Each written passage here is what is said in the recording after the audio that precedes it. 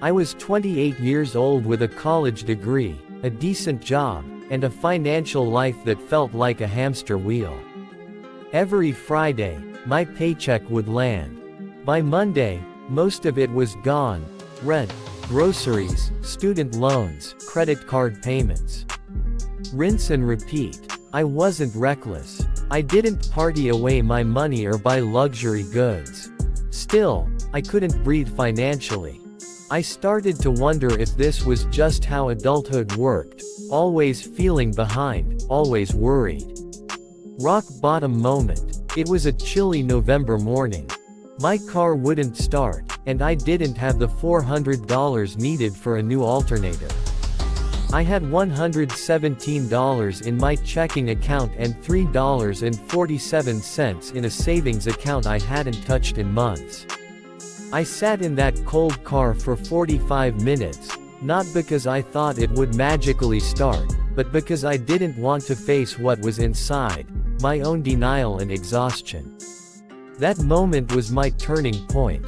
Not because someone came to rescue me, but because I decided I was going to be the one to change things. Step 1. Getting honest.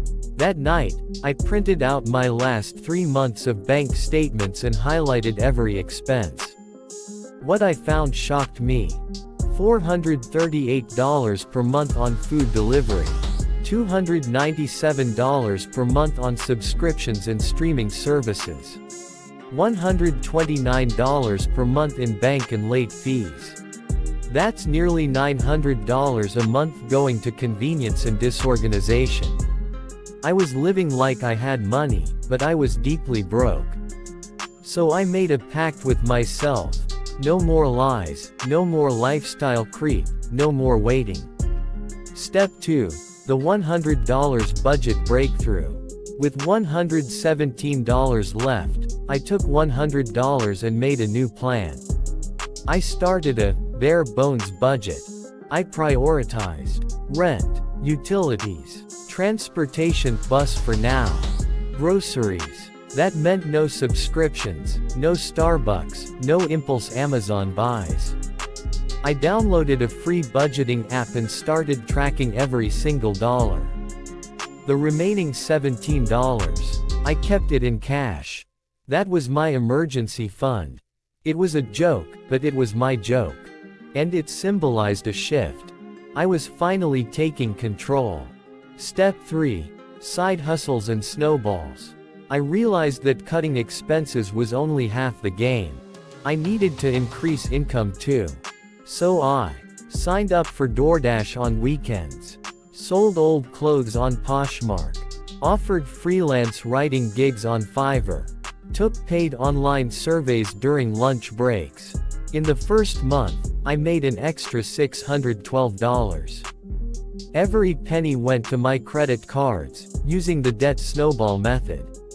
I paid off the smallest balance first to build momentum, and within 4 months, I wiped out 3 credit cards totaling over $2,000.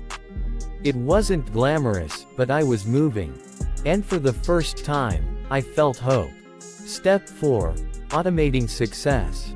Once I had some breathing room, I set up the 3-bucket system. 1. Emergency fund. 2. Debt payoff. 3. Future me investments and savings. Every paycheck, money automatically flowed into these buckets. 20% to savings, 40% to debt, 40% to living expenses. I treated saving like a bill I had to pay. I also started listening to personal finance podcasts during my side hustles. I was learning as I earned. Step 5. Building a life, not just a budget. 12 months later, my life looked completely different. $5,000 emergency fund. $9,300 of debt paid off.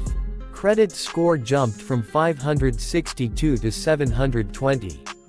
Got a remote freelance contract that doubled my income. But the biggest change, I didn't dread Mondays anymore.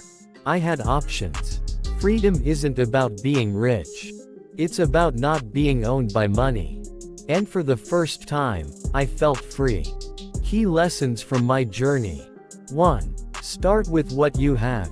Even $100 can change your future if it's used with purpose. 2. Track every dollar.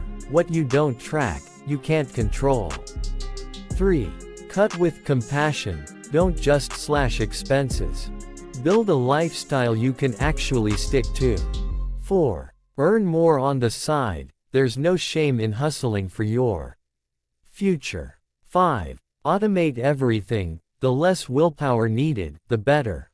Final thought. If you feel stuck, overwhelmed, or ashamed of your finances, know this: you're not alone, and you're not broken. You don't need to win the lottery. You don't need to marry rich. You need a plan, some grit, and the belief that you can change your story. I did it with $100, a bus pass, and a lot of determination. And if I can, so can you.